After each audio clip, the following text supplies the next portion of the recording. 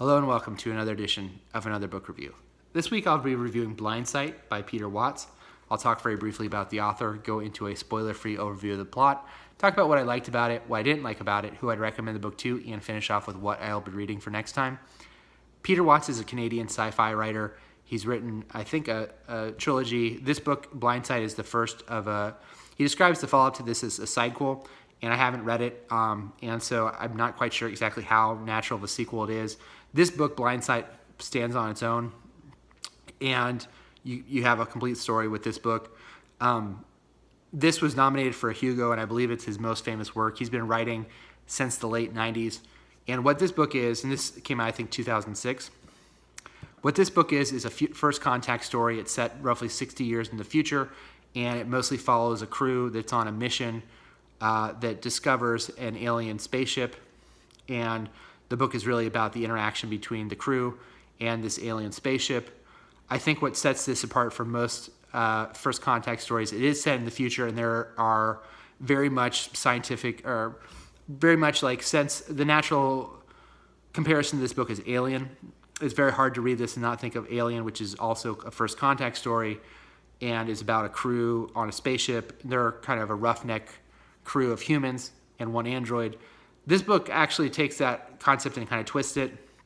The main character, who's the point of view character who we see everything through, is a character who has, as a child, he had epilepsy and seizures, epileptic seizures, and so he had large parts of his brain removed and had the rest of his mind essentially retrofitted with cybernetics. So he's called a synthesis, or I think is what he's called, a synthetic. And so he is on the mission specifically to record what is going on. He's kind of told not to interfere, and he's there to just record things. And throughout the book, you kind of learn about his backstory and how he became on the ship, and kind of his relationships and how he views the world. And I thought that character I liked quite a bit. There's actually some really, I was surprised at how emotional I got into some of the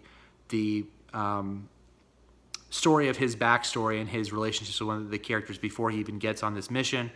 I thought that was really interesting. I thought that the other crew members are all very interesting as well. There's a character who we would say had multiple personalities, and she's kind of the communication agent. Her job there is to communicate with the alien life form, and she has essentially multiple personalities that make her adapt at doing that. There is a character who is the biologist / doctor, and it's not quite clear if he also has access to cybernetics or tools or things of that nature. And then finally, the captain, there's an AI on the ship, and there's a captain, and the captain is a vampire.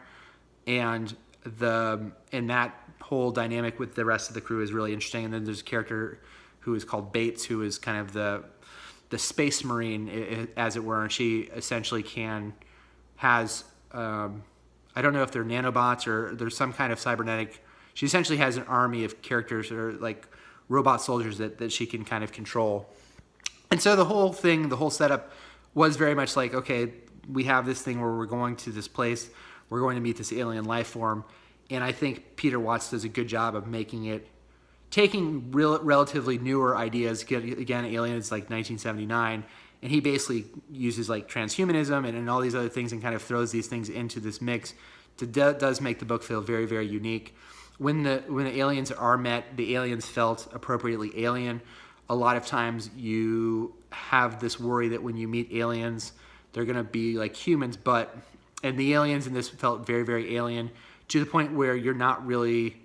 There's still like some questions about what the aliens are, and how they interact, and kind of their purpose and all this stuff. And so I thought that was all handled really well. I think there's some really cool ideas in terms of the philosophy and themes of the book, as far as how much free will do we have, and if people can change over time. And I thought that was really interesting. And the main character and his ability to change, and who he is, and what he is, and how being... what orders he has, and him being a synthetic, and how does that all kind of play together, I thought was done really, really well. So I thought those things were all good. The problem I had with this book is I felt that it reminded me a little bit of the movie. Sorry to Bother You, I think was the movie that was what it was called. It just felt like a bunch of ideas kind of thrown in, and it felt like just idea after idea after idea. And there were times where I wished that the book had had time to kind of marinate, and the foundation for some of these things had kind of had time to marinate. The idea of the vampire alone, I think, was one of those things where you're like, whoa, vampires? And so he does have at the end of the book kind of a couple pages where he explains the history of vampires, but that happens at the end of the book almost as this appendix. And I wish there had been a more organic way to weave that in through the main plot. And I don't know if it was one of those things where there was limitations or editorial concerns about length. I'm not sure. But I wish the book had been maybe 40 or 50 pages more for some of the foundation of these things to make it feel a little bit more organic. I felt that from a writing standpoint, there were pacing issues. It felt like, especially towards the end, everything happens very, very fast at the end. And I felt like it could have been more evenly paced throughout the book. Some of the things are just like simple writing things. There's a crew. The crew is really not that many people. And it felt like because there are crew members who have first and last names, it was kind of confusing at times who was who. And so some of the personalities, especially the character who had multiple personalities, I felt was kind of muddled. There's two characters on the ship whose last name begins with S. And just like, I know that sounds like a stupid thing to get upset about, but at times in the beginning of the book, I was like, why is, this is kind of confusing of which character is which, and I'm trying to figure out who their personalities are. And it just seemed like such a unforced error to do that. And some people don't care about that. And if you have a book of 100 characters, obviously it's unavoidable if you're writing A Song of Ice and Fire. But here it was just such a simple, even again back to Alien, it's just like each character has one name, so you know who each of these characters are. And so some of them have first and last names, and they refer to each other at different times, different ways. And so I know that seems silly to some people, but I was just like, I wish that he had just kind of made that simpler for everybody. And part of the kind of underlining overall thing is Peter Watts does not hold your hand about anything, man. And it's very, very easy to be confused in this book.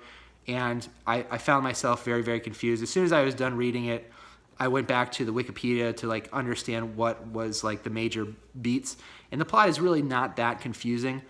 But I definitely felt at times confused as to, it doesn't seem like it has the standard, I don't think Peter Watts is a scene and sequel guy, I'll put it that way. And because you're just kind of going, they're major events that don't seem to have, kind of going back to the pacing, don't seem to have that fallow time to understand why things happened the way they did. And there were times where I was very confused about why things were happening the way that they were. And so the pacing was kind of off for the book, and I think part of that is the book is only a few hundred pages, and given how much is crammed into this book, it felt like that was off. And so there's some things that kind of are left dangling. The relationship with the main character and his mother was something I was kind of confused as to why there seems to be as much time spent there as there is. And you have to have some sort of level of basic scientific knowledge to really understand a lot of the things. There's a lot of references to, if you don't know SETI, if you don't know who Fermi is, and things of that nature. I don't know how mystified over the head you're going to be, how much of it's going to fly over your head, and how important that is once you kind of get into the midst of it. But there is kind of a lot of that. And so I thought there were definitely some cool ideas, and I liked some of the characters, but I wish that the book had maybe more time to breathe. And when the book is kind of hitting its cylinders, there's a sense of paranoia of this crew who's trying to figure out what's going on. I enjoyed that stuff. And the pitch to me, if I was going to pitch this book, I personally was surprised when I looked at Goodreads. The people who read this seem to generally like it a little bit more than I did. And I was expecting there to be kind of a horseshoe or C-shaped curve to the book. I thought it was going to be relatively polarized, and it really wasn't. Most people seem to really enjoy it. So maybe it was just me. But those shaggy bits and kind of the pacing issues really threw me off, and I wish that there had been some more foundation for some of the things. But if I was going to pitch this to someone, what it reminded me of basically if the movie Alien had been directed by John Carpenter and written by James Cameron and Ted Chiang, but not that good.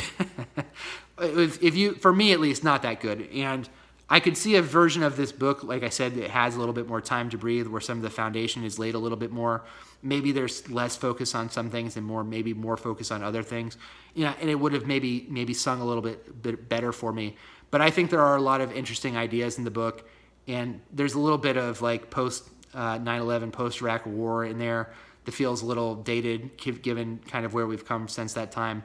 That may feel out of place to some people, but if you're someone who is pretty well versed in science fiction or looking for something that has a lot of unique ideas and some cool characters, and kind of like that first contact story of you know, a group of humans meeting someone from meeting a creatures from other worlds, and how that first interaction would look, I thought this was probably as realistic of what would actually happen as probably exists.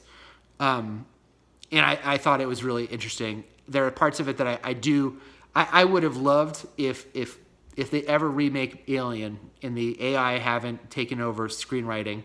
I would love for Peter Watts to do a first draft on a remake of Alien. Not that that's a movie that really needs a remake, but I would be interested to see what he would do with the idea of they're just humans. Like there's no, I know Bishop technically is, they're all humans in Alien. No spoilers. So I would be interested to see what he would do with that pitch. But that's Peter Watts, Blindsight. I know there's actually, I was surprised at how many reviews were on YouTube for this video, or this book, so I'm interested to check those out. I haven't read anything, I just kind of went on Goodreads to see what like the general reviews of it were without diving into them. But some cool ideas. I wish the execution maybe a little bit stronger for me. But that is Blindsight by Peter Watts. Next time I'm going to be reading Paul Beatty's debut novel, Cuyahoga. I don't have a cover. I'm going to listen to it on audiobook. So until next time, if you like the video, please subscribe. Until next time, bye.